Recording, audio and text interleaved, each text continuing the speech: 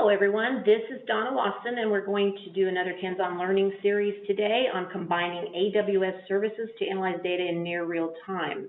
Chuck and Sledge are going to do this presentation, so without further ado, here you go guys. Hi, so we're going to talk about combining AWS services to analyze data in near real time. We're going to talk about how to combine the services more than we are going into depth about the individual services. So the slides will be hopefully absorbable by a relatively non-technical audience, and then Sledge's demo will be a little bit more in-depth.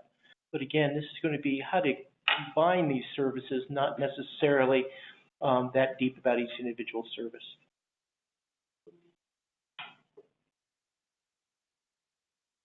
Okay, so let's go to the next slide. So businesses are getting a lot of data now that they didn't used to get, click streams, event streams of all kinds, and they'd like to be able to now analyze it in real time or near real time for lots of different reasons. Some of them are written down here to detect fraud, security breaches, react to a customer's action, to maybe make suggestions about purchases, that sort of thing.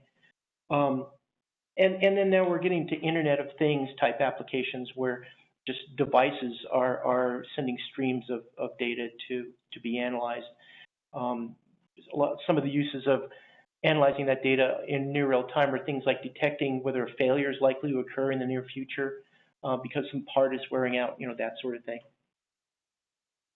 But big data is big challenges.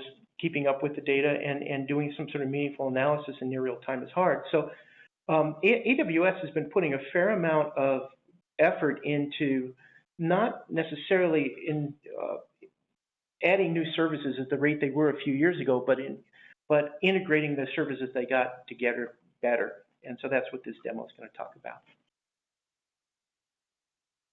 So this is really high level of the demo you'll see Sledge do in a few minutes. We have a data source. In this case, it's data collected from a Kinesis data stream coming out of a Zool router. We've captured that, and we're going to play it back. We're sending that to AWS Kinesis, and I'll talk a little bit about it in a moment, but Kinesis is designed to accept data at really high rates. We're talking tens of thousands of events per second and higher if you work that out with Amazon in advance. So it's sort of a message bus on steroids designed for extreme scalability. Then that data gets consumed by EMR and Elastic MapReduce cluster running on Hadoop.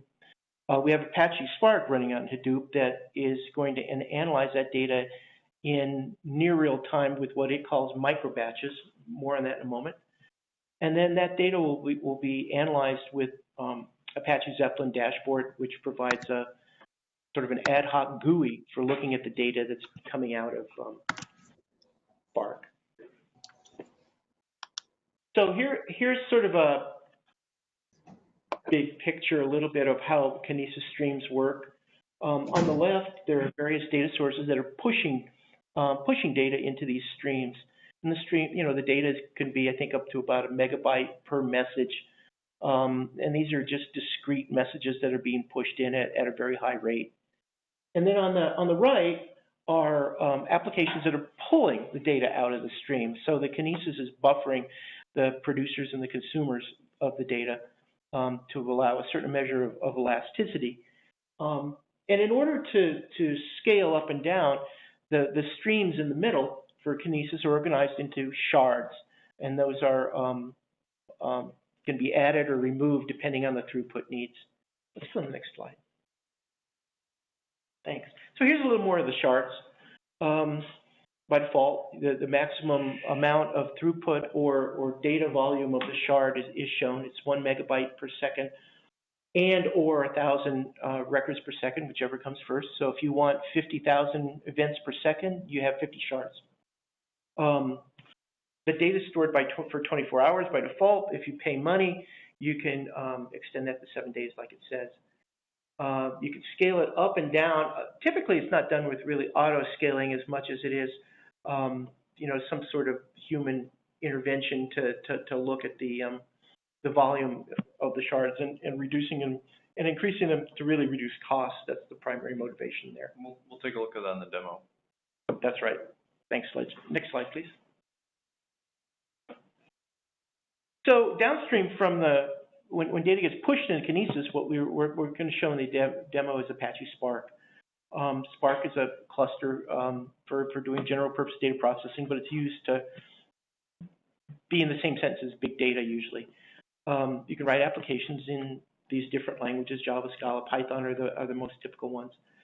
And you can combine SQL. It has a pretty rich implementation of SQL in addition to writing those programs in Java, Scala, or Python to do the analytics on the incoming data. You'll see on the right the little boxes. There's Spark SQL, Spark Streaming. MLive is for machine learning, and for people who know how to do that, it's supposed to be really good.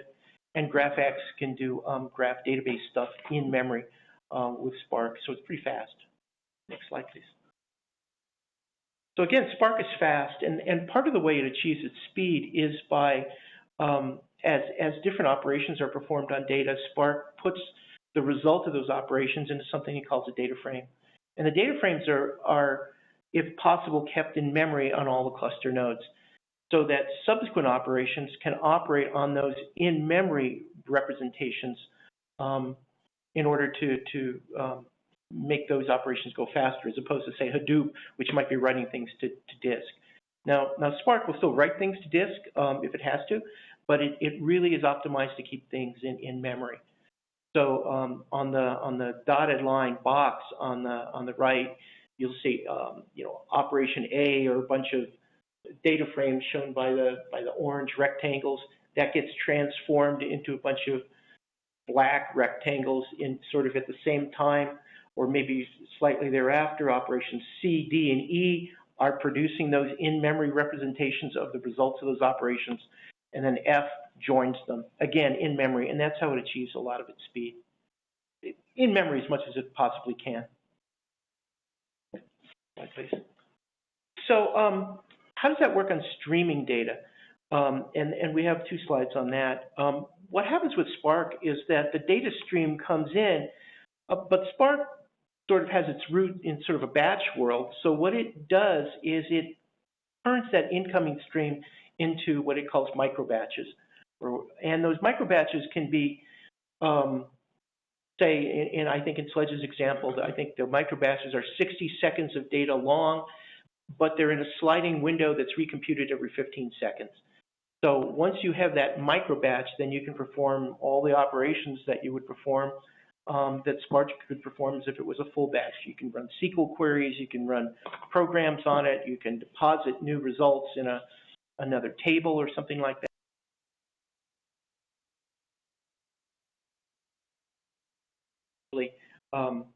Turned into these micro batches. Can we get to the next slide, please? So here's a picture. The input stream comes in continuously, goes into Spark Streaming.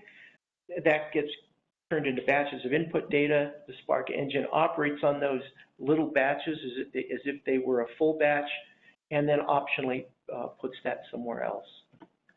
Okay, let's go to the next slide, please.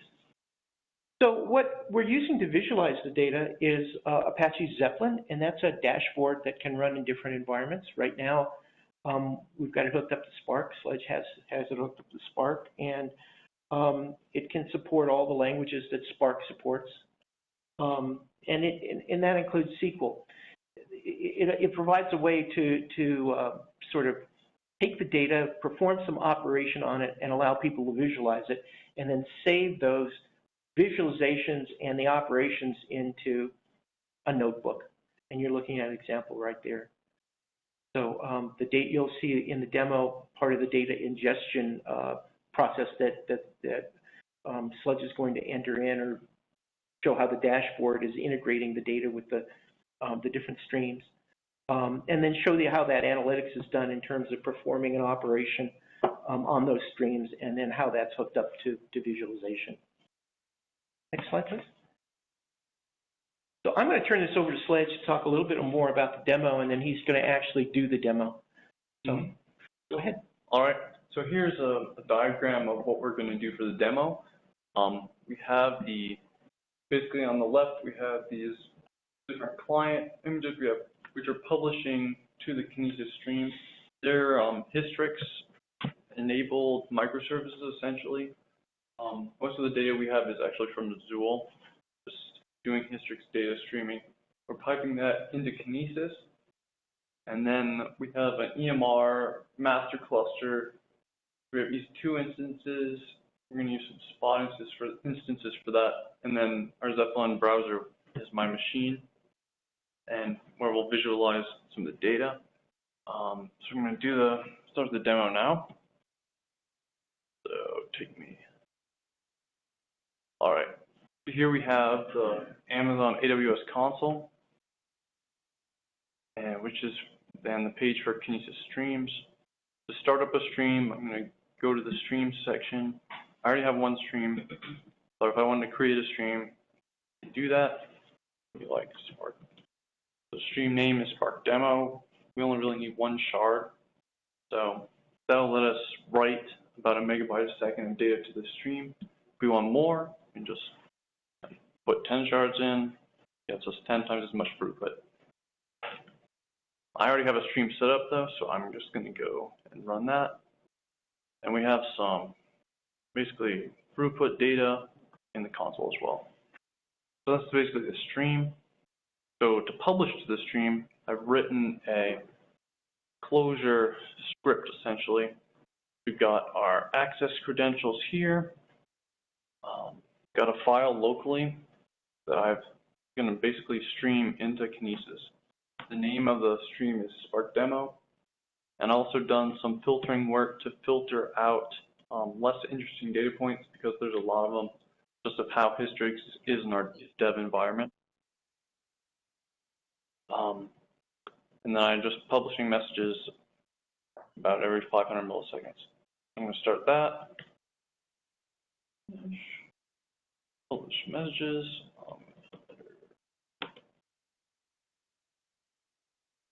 I'm just telling it which set of data to put in and the stream to publish to. I'm going to start that, and it's just publishing to that Kinesis stream now.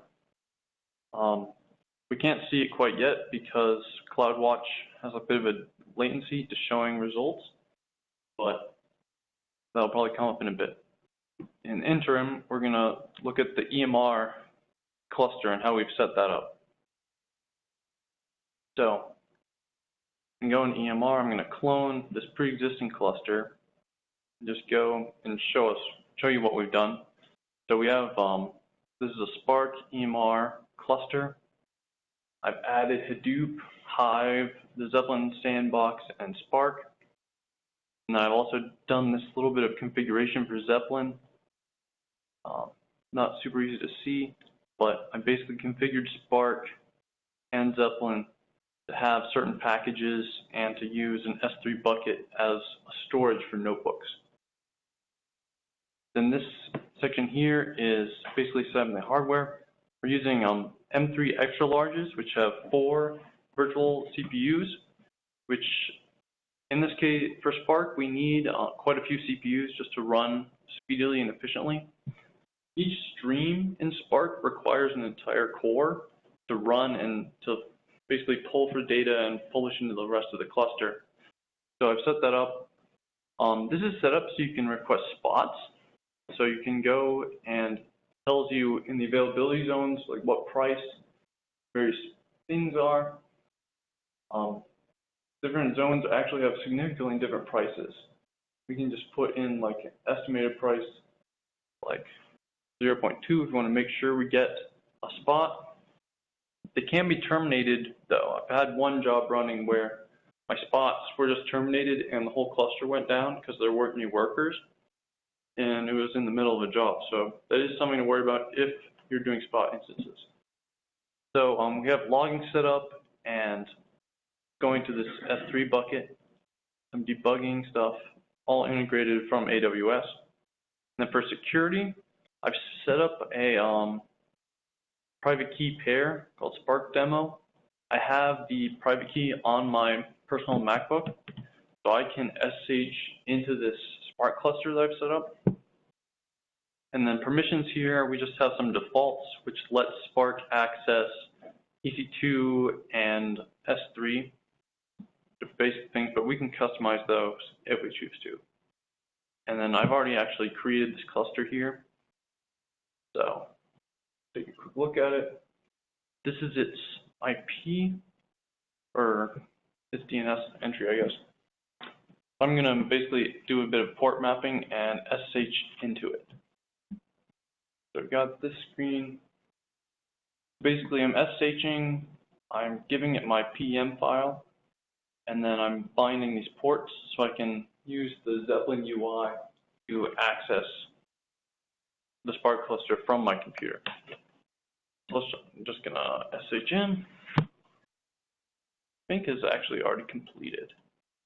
So then we can go into Zeppelin and pull this. So here's Zeppelin load up.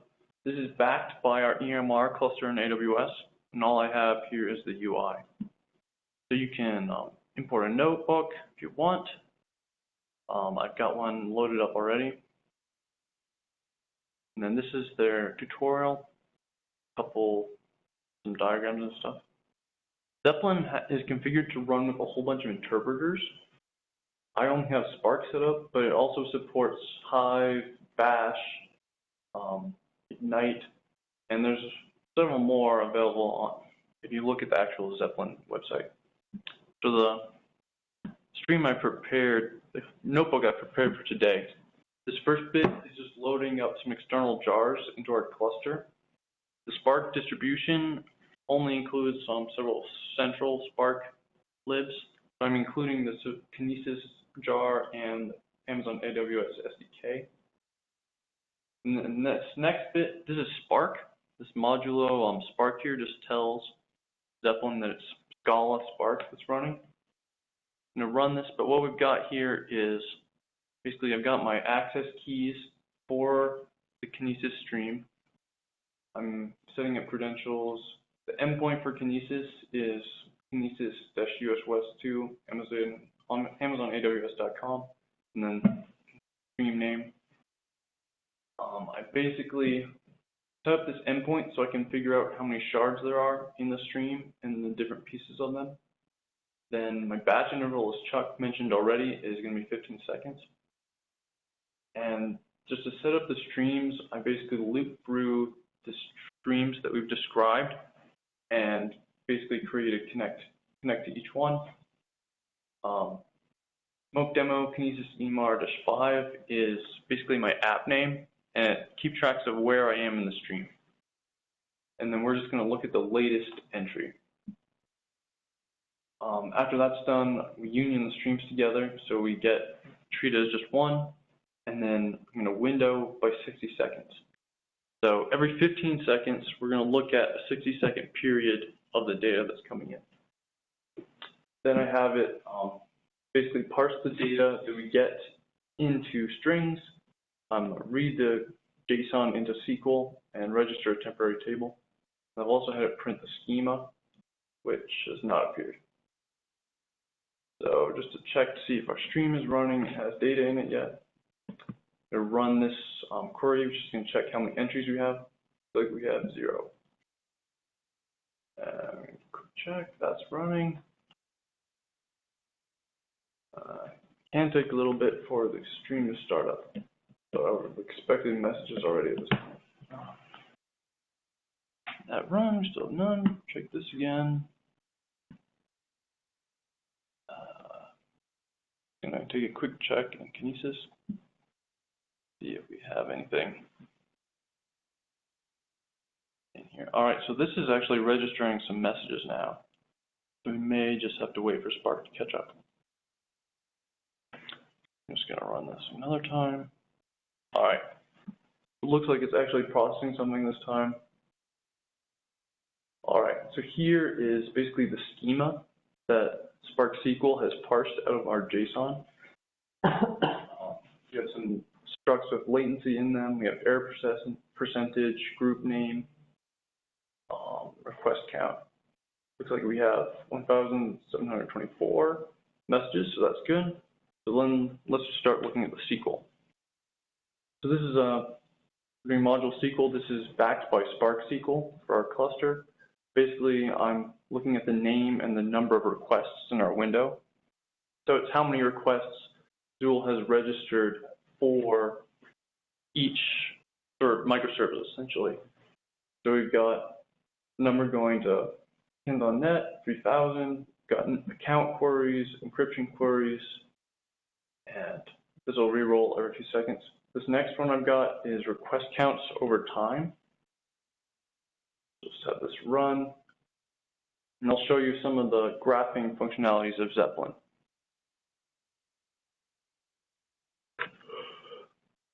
Wait for it to process the whole data set. All right. So right now, I'm going to open up the settings.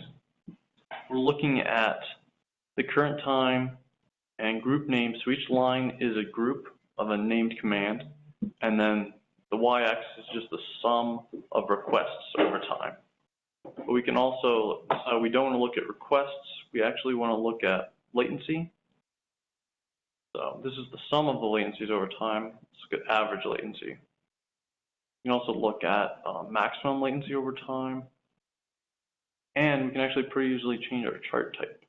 We can switch to more of a thicker lined chart. I find request count looks a bit better. So we're just going to look at that. Bar chart. Yeah, it's a very, very nice UI kind of setup. Don't know how extensible it is, but pretty useful just for basic analytics kind of stuff things. All right, and then if I want to stop the stream, I can basically run this command and it will gracefully shut down.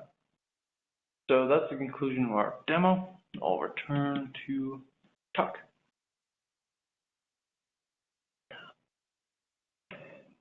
Here we are. Sledge, thanks. So you saw his demo. Demo pushes data into Kinesis, the data that had been previously saved from Hystrix stream to get performance data from a Zuul instance. That data got pushed into Kinesis and pulled out using Spark. Once the data was pulled out using Spark, it was analyzed and visualized using the Zeppelin notebook. So that demo sort of showed how to combine all the way from combine the services that accept data that's pushed into it, analyze it, and then visualize it. And that's the end of the talk. I guess it's open for discussion and questions. Mm-hmm. And we can do dynamic SQL queries too. People have ideas for what they want to look at, or we can just answer questions. Yeah, the Kinzen, I think that was that's replaced the name of a client, I believe. Is that what you did? Yeah, I did some what is the word? Input cleaning before we did this demo. Because we didn't want to have the name of a particular client in the data. So we scrubbed the data, remove that. That's what KinZen is. So we're open for questions.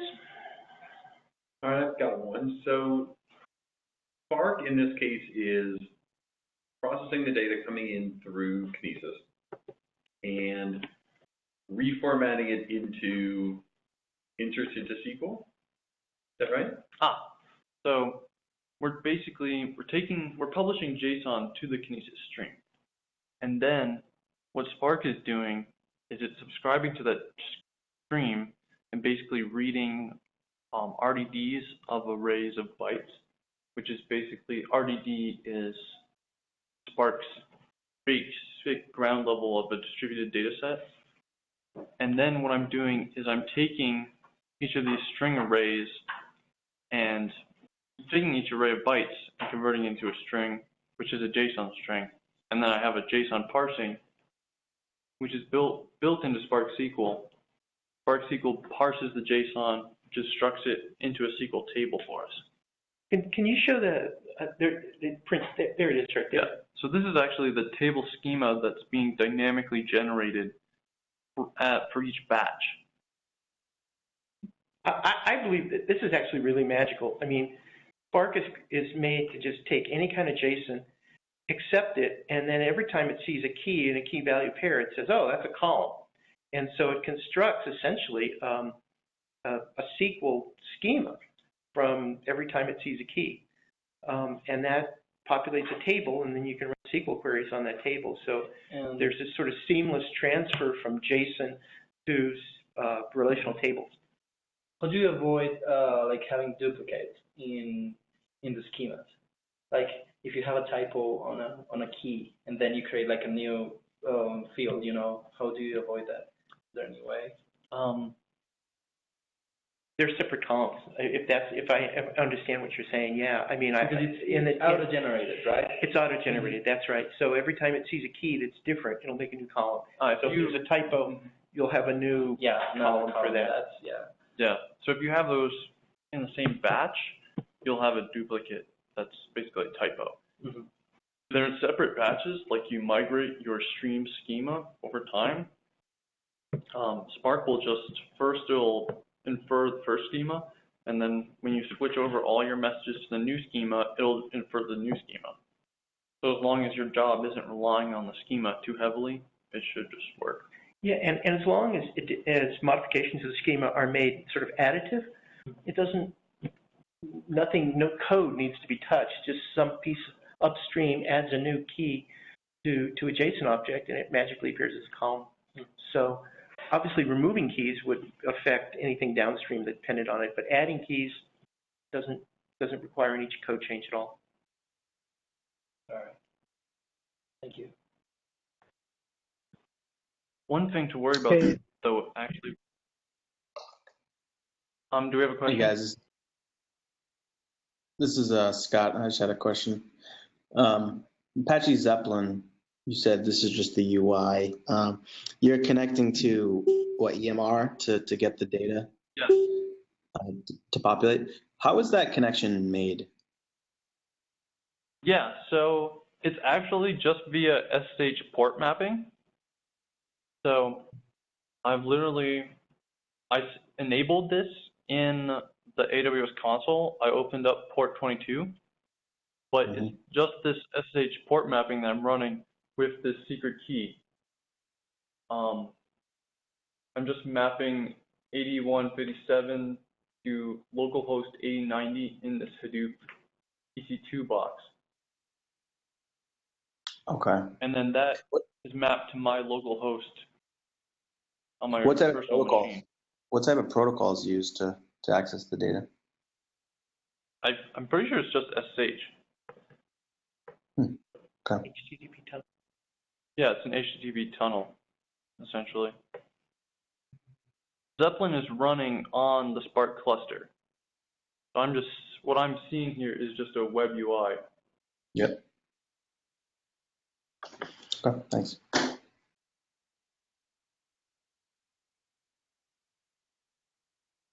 I'm just going to show the report mode here. Just less code and more displaying things.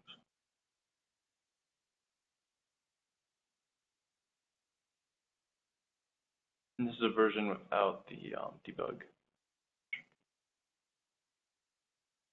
All right, do we have any more questions?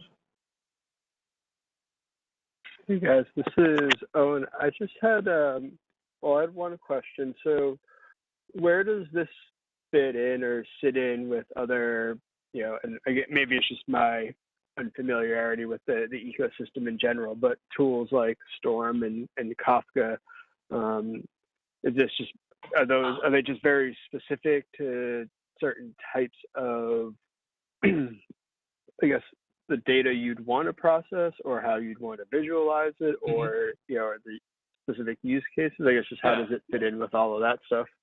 I see what you're saying. So we were just focused more on AWS for this. Kafka is kind of a message collector, essentially. It forms the same kind of role as Kinesis. Kinesis is really similar to a managed Kafka. Storm is an alternative to Spark, actually. It's more of a streaming focused, I think, but it essentially does distributed clustered kind of streaming jobs. It's heavily used for Twitter. What was the other thing you asked about? Yeah, I was just kind of curious where they sit in. The other question I was going to ask is this something we're using with the client, or is it kind of just more discovery, or what kind of maybe applied applications do we have or do we see? Like, is it really good for analytics or whatnot? So I think we've had some similar projects for our clients. We haven't actually put this together, but it's definitely something to think of. Yeah, there was a project with a prominent client that got put on hold that was similar to this in some ways, except it was, there was more volume, there was more persisting of the streams that came out of Kinesis for long-term storage in S3 and Glacier. There was a sort of a batch-oriented report writer that was attached to the SQL tables that came out of Spark so that people could just do traditional type report generation on a daily batch basis. Unfortunately, that got put on hold last September, I believe, last October, and is still kind of in hold. But the original focus of it was to take log events that came out of all the microservices so that the microservices would emit all of their log events in addition to going to a logger like Graylog would go into a Kinesis stream or streams and then be processed downstream to do various kinds of analytics, most of which were going to be on a batch basis on that project, but we were going to evolve to a real-time streaming, sort of more of a more of a anomaly detection use fit. But no, that we got about halfway done with it and it got put on hold.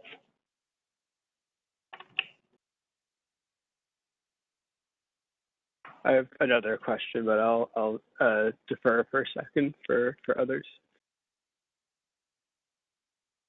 You can go ahead. So the JSON is published into Kinesis, and then from there, the data is then kind of mapped to kind of a relational, or is mapped to a relational database model through SQL. I guess the consumers in this, well, I guess there's kind of consumers on both ends. I guess the publishers could kind of, well, not necessarily be a consumer, but they're publishing. So they're publishing JSON data. And then, you know, someone maybe reading a dashboard is then, you know, using this application that's reading the SQL. Is there any consideration for like an interface of sorts? Like, you know, how, so you have all these microservices publishing this data. Is there like a JSON schema that they have to follow, or how does that work? So we're actually using just Hystrix. We have a fleet of microservices that are using the Hystrix library, which is a Netflix open source library. It handles fault tolerance and latency, but it also has some integrated metrics that we have built into all of our apps. So the stream is essentially already set up for us, and we've just tapped into it for this demo. Yeah, and with respect to the schema, I wonder if, Sledge, you could go back to the Zeppelin dashboard and show the line that goes and does the magic. It's kind of magic. There's a single line that says read JSON, and what that does is Spark under the covers is going to every key value pair in the JSON object, and every time it sees a key, it turns that into a column in a schema. And so there is no, at least in this example, no defined schema, and what you're seeing on the screen is the schema that was inferred from Spark looking at all the key value pairs for all the objects that it saw in that stream, and it constructed that schema in memory, and then the Spark SQL subset of SQL is available to just perform relational operations on essentially the JSON objects that came in. And we're actually looking at two different types of objects in this stream. So if we open up the actual source file for our JSON, we have these larger boxes, which are just the standard message that microservices are sending out, but we also have thread pool messages in here somewhere. So here we've got a number of thread pools that are just doing their periodic updates. So in the Zeppelin dashboard, we're actually looking at both types of responses. Interesting. So would it be safe to say that because you're using Hystrix library in the microservices, does each microservice still, so I mean, I guess that kind of provides some sort of interface or contract, if you will, but could each, or does each microservice publish its own JSON schema and thus result in its own, say, SQL mapping? So from microservice A to microservice B, it might be a little bit different, or is there like a intent to have normalization in any way? It's standardized via the Hystrix library. Our microservices are all using the same code to produce these metrics.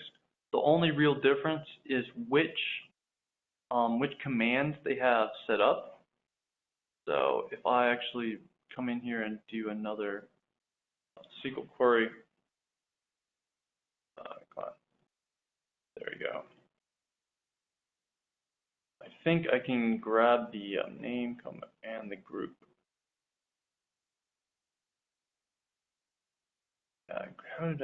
Anyway, you can get the name out of here.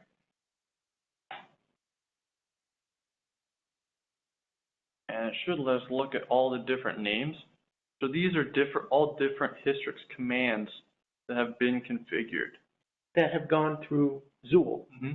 Okay, so these are all Zool. This is all just out of one instance of Zool. Yes. So each microservice has its own set of commands that it's sending. So some of them, like this authorize, is an authorized command. So there's some differences, but it's pretty much standardized due to Hystrix. We could probably handle unique ones for each microservice, but we have to standardize somewhere, or our SQL queries won't transfer over microservice.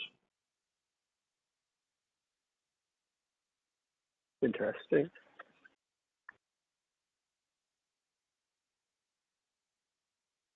Any other technical questions?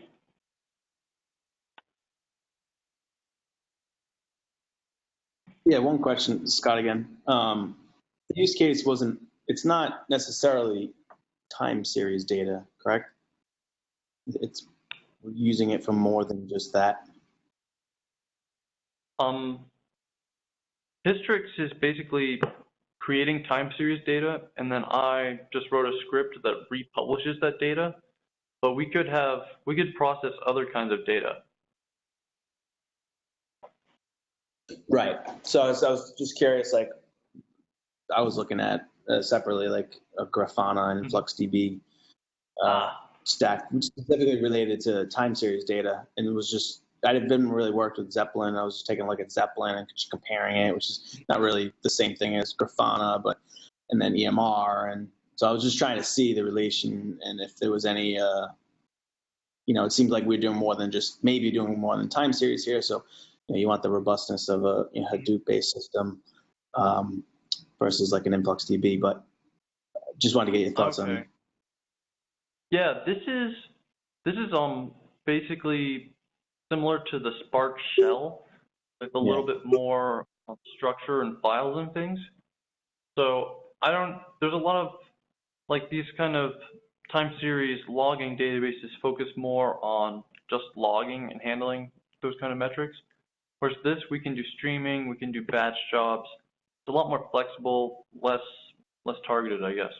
Yeah, and it's more general purpose in terms of what it does, but Grafana and Influx, are real good at taking those time series and displaying them and let you do all kinds of stuff that you'd want to do in a time series database, like get rid of old data and that sort of thing.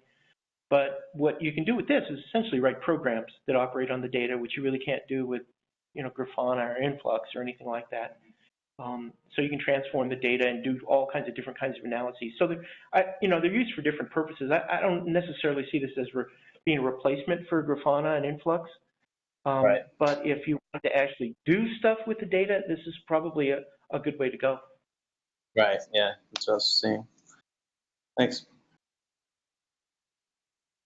Speaking of doing stuff with the data, this is fabulous. This presentation has been really, really wonderful. What I'm wondering is if those who have been here much longer than I have there ever been conversations like, wow, if we could just do a little bit better job of analyzing our data, we would know this thing and be able to improve that thing. Are there any practical applications that we can think of without naming any client names that come to mind for using this technology? Yeah, I was in a discussion with a client where there was a vice president who's not here anymore who was very interested in looking for certain kinds of events that were coming and synthetically constructing events from some of the lower level events to say this is an anomaly. Mm-hmm. You know, that these events that they were able to define, here are the low level events, let's kind of aggregate them into this higher level thing that was an anomaly that was going to trigger some kind of action. And so what I think I'm hearing is let's try to get to this problem before our client's customer base starts calling in about this. Yes, exactly. Use it exactly. in a predictive type manner. Or at least, yeah, detect things as quickly as possible. Yeah. And also, kind of like what this specifically does is we can use it to basically look at latencies in different services and see like where most of the traffic is, which services are have the slowest responses, that kind of thing. Just kind of an interactive exploration for problems. I'm curious, are there any PMBAs on the line that could maybe think of a practical application for this type of technology?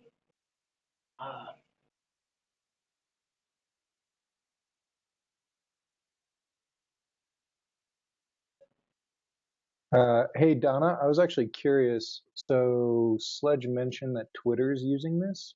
Are there other companies out there that are currently using this or companies that should be using this to make their lives better?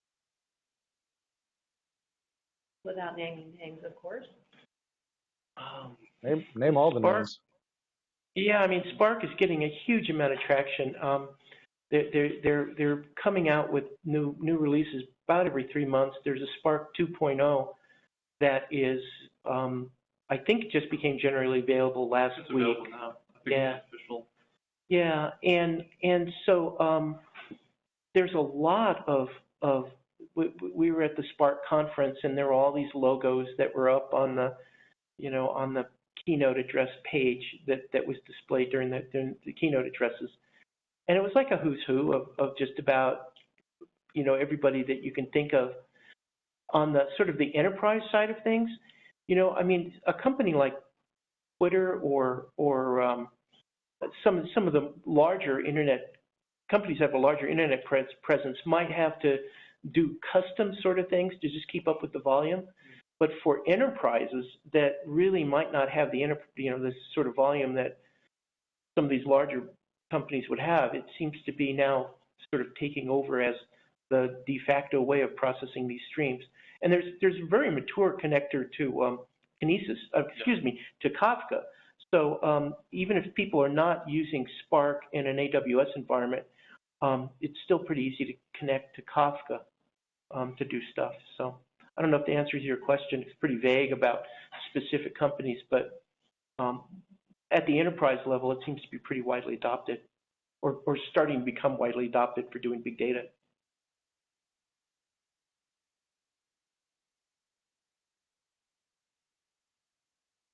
This has been great, guys. I think this is a fantastic presentation. Really good job. Anyone else have any questions or thoughts, comments to share with the group?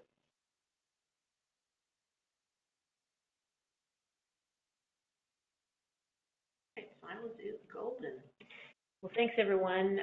This will be on the wiki, and we will also post the slide deck on the wiki, so you guys will have access to it. And thank you very much. This concludes our luncheon.